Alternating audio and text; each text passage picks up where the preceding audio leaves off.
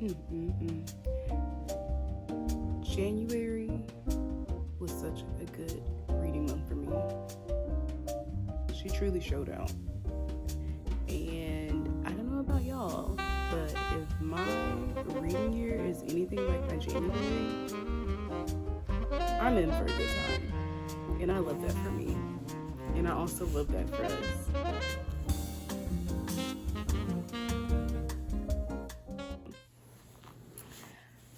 Hi y'all, my name's Destiny. Welcome back to my channel. Super excited in today's video to discuss my 3 reads for the month of January.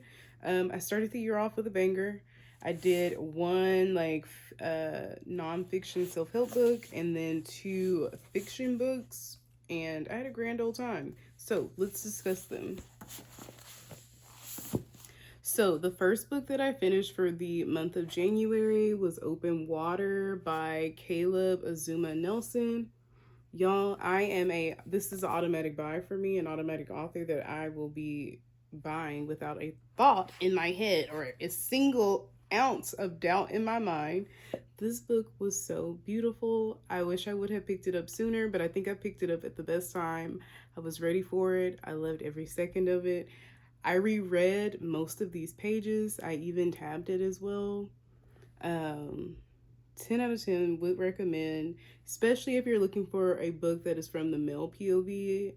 I really enjoy just getting into the mind of the main character. I don't know his name, so I can't refer to him by his name. I also don't know the female main character's name either, but just seeing their relationship develop over different seasons of their lives from a young man's point of view as well, and seeing him kind of fall for this female character, see him navigate his just his overall feelings towards losing friends or people that he's known in his neighborhood.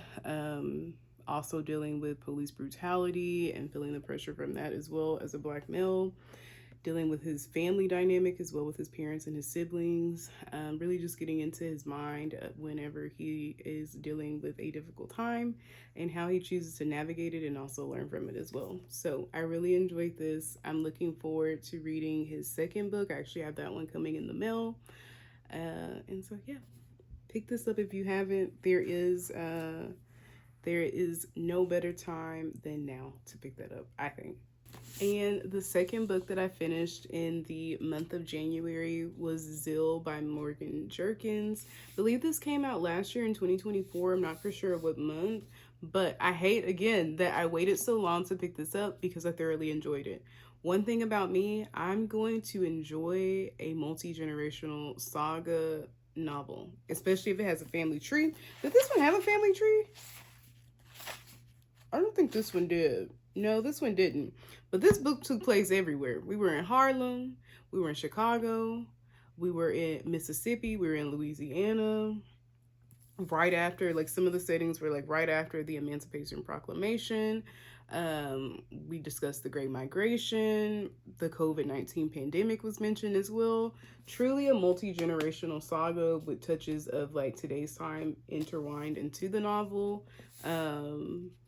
For the most part, I enjoyed a bulk of the characters. I learned a lot from the characters. I felt seen by some of the characters, specifically the female characters, and how they're navigating like love, relationships, how they're navigating family dynamics, and also growing into the woman that they are as well. So I really enjoyed this. I'm looking forward to picking up another read by Morgan Jerkins. Her other book that she has is Call Baby. I believe that one is a fiction book. And then this will be My Undoing, I believe is a nonfiction read as well. But for Zill, this will be a book that I would reread. And then this is also a book that I'm going to recommend to my aunts as well. If you know me by now, you know I share a love of reading with my aunts, and we usually have the same reading taste as well. So that'll be one that they'll really enjoy too.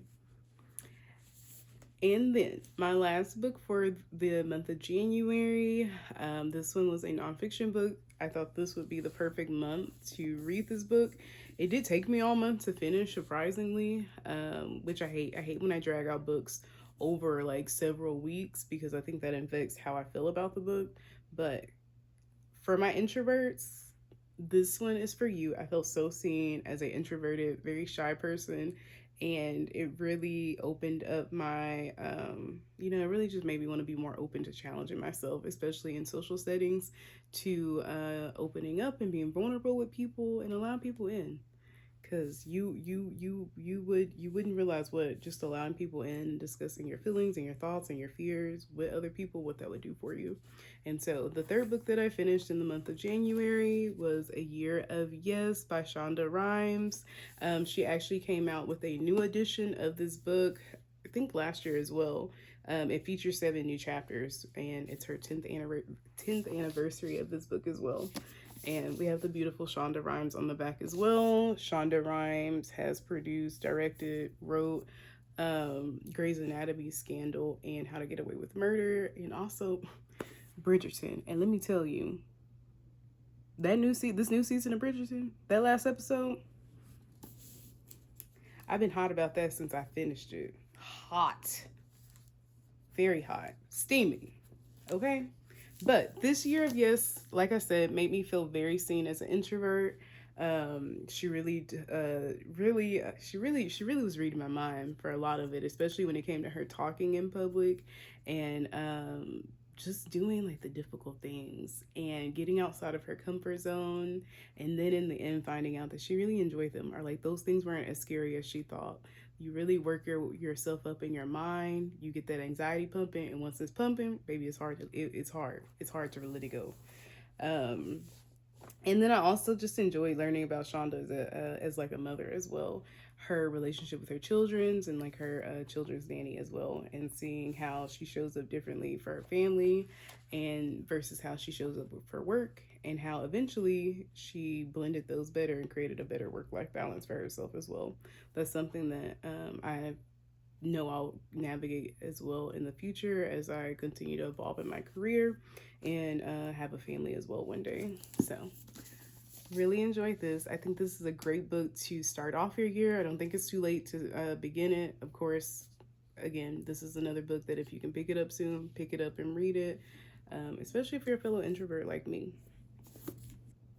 Well, that is all that I have for y'all. Just a really quick wrap up video for my reads for January. Let me know down below what you finished and completed for the month of January, and what you're looking forward to reading in February and March.